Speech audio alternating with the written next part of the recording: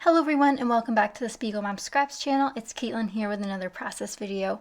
Today I'm going to be showing you how to make this shaker card using just some simple die cutting techniques.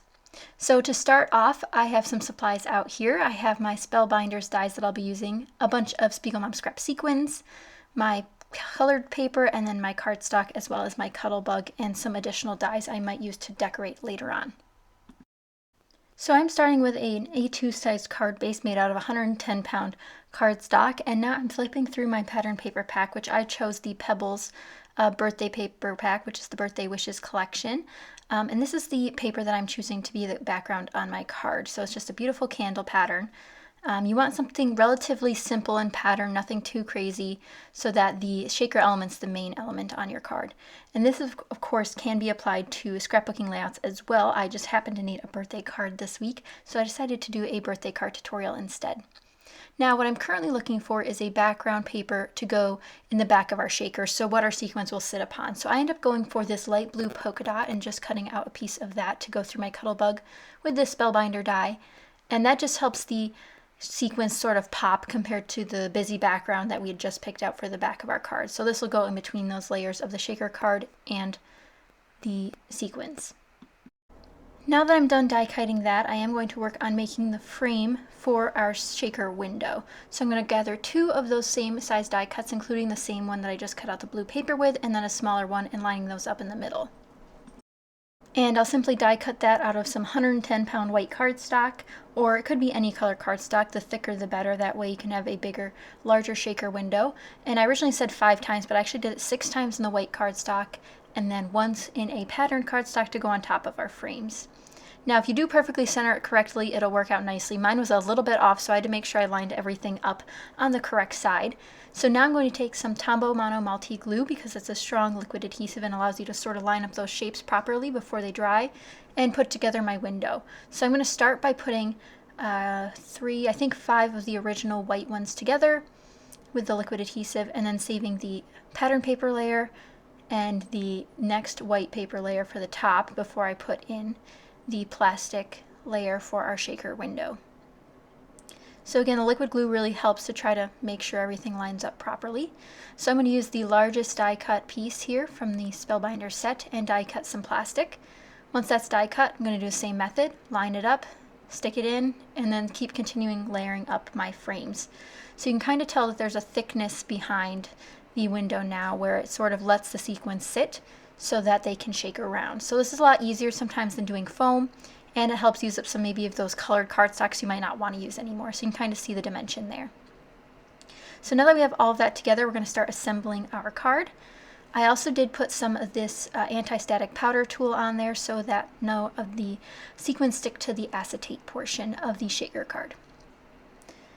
Now, one thing I could have done here was not glued this blue patterned piece down and put that actually on the back of the shaker so I could close the shaker properly.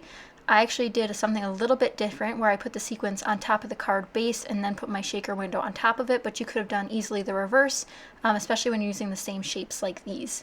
I did run out of ATG adhesive and had to use my tear tape, which is not my favorite for a lot of projects, so I did struggle with that for a little bit. But like I mentioned, you can use this blue piece to close your shaker and then glue the whole thing on top of your card to make it a little bit easier. Here's where the beautiful sequins start coming in. I used a variety of different packs: the Rainbow Bright, the Watch Me Flip, One in a Melon, Peach Canna Lily, and I think there's at least one more. And then the new Sunbursts, Bursting Sun Rays, I believe. And those will all be linked down below for the Spiegel Mom Scrap Shop. And don't forget to use my code Caitlin15 for 15% off every order that you place there. Again, back with the liquid glue and making sure that my window's aligned and letting that dry, and then all the sequins are safely in their shaker. So now we're going to decorate the outside of the card to give it a little bit more pizzazz. I'm actually going to pull out a pattern paper here that I thought I was going to use for the sentiment, but I ended up pulling a plain cardstock instead.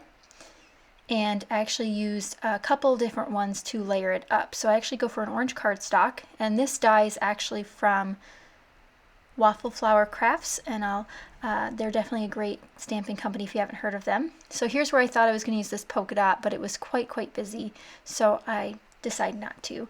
But I will cut the orange ones off camera.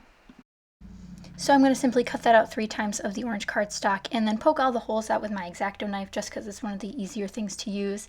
And I'll actually be gluing those together as well to get a little bit more dimension on the card, which is a common technique done by Jennifer McGuire if you guys haven't seen her videos, or Prairie Paper Ink with Amy R. Definitely a great technique to use, and I'm using the same adhesive as I did before, my Tombow Mono Multi Glue, which I find is very strong for card work like this. So once those are layered up and dry, I will be gluing it onto my card shaker. So this is going to go over the shaker window to give it a little bit more pop and pizzazz. I think this orange matched the candles in the background perfectly, so I thought it was a good choice.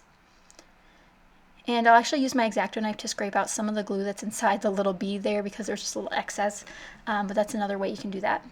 And to finish off the outside of the card, I'm going to use Rainbow Bright, which I love to use for birthdays and happy occasion cards because it's got the perfect color scheme to do for so many different types. So then I remembered that I had some birthday chipboard stickers that I wanted to finish up using. These are some K&Company stickers that I thought would be perfect. For some little accents on this card, I used a party hat and a candle, which of course matches the background perfectly, and it really just adds another element to this card, which I think helps bring it to life just a little bit more. But that is pretty much it for this tutorial. Let me know if you guys would like to see more shaker windows, maybe on a layout, maybe some more DIY embellishment versions of this. But let me know in the comments down below what you would like to see next.